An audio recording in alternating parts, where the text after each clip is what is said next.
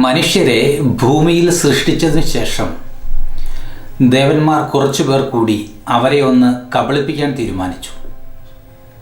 അതിൽ ഒരാൾ പറഞ്ഞു, നമുക്ക് ജീവിതത്തിൻ്റെ രഹസ്യം മനുഷ്യരിൽ നിന്ന് ഒളിച്ചു വച്ചാലോ? അപ്പോൾ വേറൊരു ദേവൻ പറഞ്ഞു, എവിടെ ഒളിച്ചു വയ്ക്കും നമ്മൾ? ഒരാൾ പറഞ്ഞു, നമുക്കത് ഏറ്റവും ഉയരം കൂടിയ പർവ്വതത്തിൻ്റെ മുകളിൽ ഒളിച്ചു വയ്ക്കാം.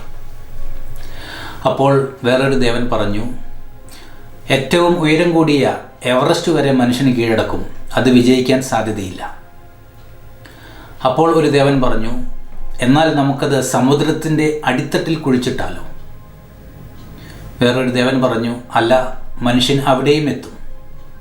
അപ്പോൾ കൂട്ടത്തിൽ ഏറ്റവും പ്രായം കുറഞ്ഞ ഒരു ദേവൻ പറഞ്ഞു, നമുക്ക് ജീവിതത്തിൻ്റെ രഹസ്യം മനുഷ്യൻ്റെ ഉള്ളിൽ തന്നെ ഒളിച്ചു വയ്ക്കാം, ഒരിക്കലും അവൻ അവിടേക്ക് എത്തി നോക്കുക പോലുമില്ല. അങ്ങനെ അവർ ജീവിതത്തിൻ്റെ രഹസ്യം മനുഷ്യൻ്റെ ഉള്ളിൽ തന്നെ നിക്ഷേപിച്ചു.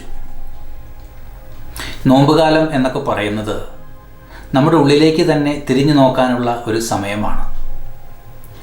നമ്മുടെ പല പ്രശ്നങ്ങളുടെയും വേദനകളുടെയും ഒക്കെ അടിസ്ഥാനം നാം പലപ്പോഴും നമ്മുടെ ഉള്ളിലേക്ക് തിരിയാതെ നമ്മുടെ പ്രശ്നങ്ങൾക്കും വേദനകൾക്കും ഒക്കെ കാരണം ബാഹ്യശക്തികളാണ് എന്ന രീതിയിൽ ജീവിക്കുന്നത് കൊണ്ടാണ്.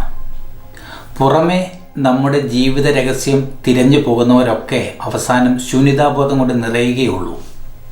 ഈ നോമ്പുകാലത്ത് നമ്മുടെ ഉള്ളിലേക്ക് തിരിയാം. ജീവിതത്തിൻ്റെ രഹസ്യം ദൈവത്തെ കണ്ടെത്തുക എന്നുള്ളതാണ്. ആ ദൈവവുമായി സൗഹൃദത്തിലാവുക എന്നുള്ളതാണ്.